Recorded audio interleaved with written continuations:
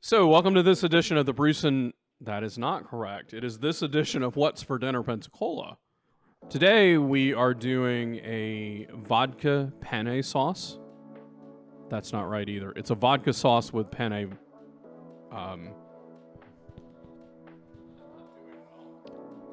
Today we are going to be making a vodka sauce with a penne rigatoni.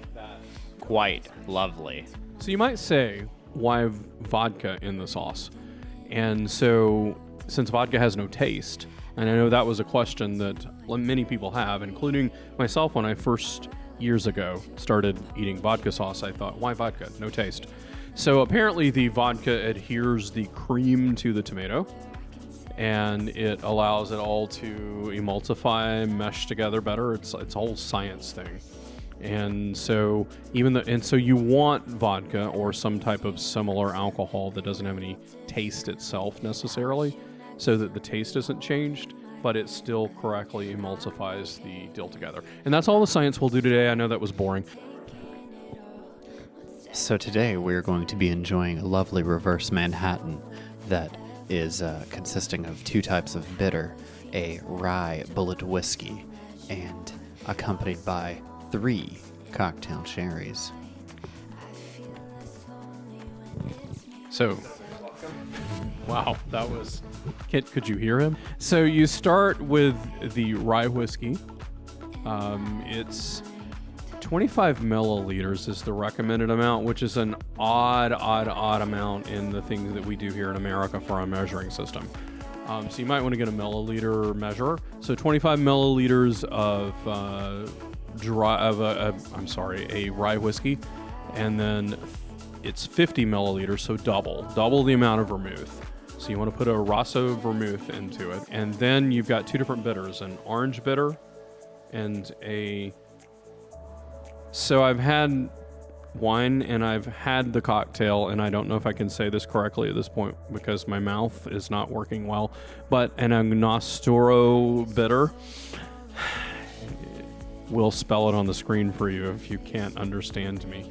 So you've got the 2 bitters, and then you're going to stir the bitters, the vermouth, and the rye whiskey together, and get it nice and cold and mixed. Then strain it into your pre-chilled glass. All right, so today we are making a vodka sauce, and we're adding a penne pasta into it today. You can add proteins. If you want to add some proteins, my suggestion would be some type of chicken would be good, or like a cured meat, like bacon, or some type of prosciutto, something that has that bit of salty, cured type hard meat flavor to it. So you can add that in. As you watch this, know that you can just mix that in. So we're going to start by we're chopping a medium-sized yellow onion and 3 cloves of garlic. Although Josh on the video actually just basically obliterated the garlic, you can slice it if you want, and the recipe actually calls for sliced garlic. It all goes in a blender in the end, and it doesn't matter what you do to that garlic, baby girl.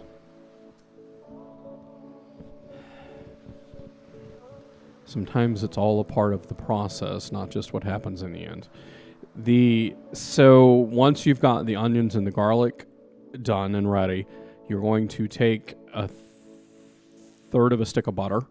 Unsalted butter is best.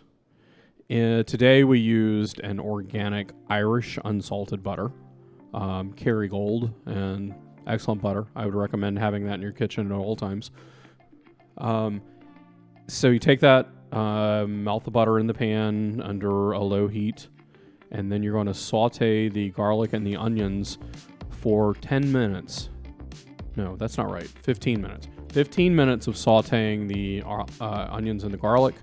You do not want the onions to brown, so it needs to be on, I'm telling you, very, very low heat. Once that 15-minute process is up and your onions and garlic and butter are sufficiently melded together, then you are going to take and add in 6 ounces of tomato paste, and 14 and a half ounces of whole tomatoes, stewed tomatoes, and let that cook down for about 10 minutes. In that process, close to the end of the 10 minutes, you want to crush up those whole tomatoes. So basically, you're going to completely obliterate those tomatoes down into that sauce. And the next step is you add 1 cup of heavy whipping cream. yes.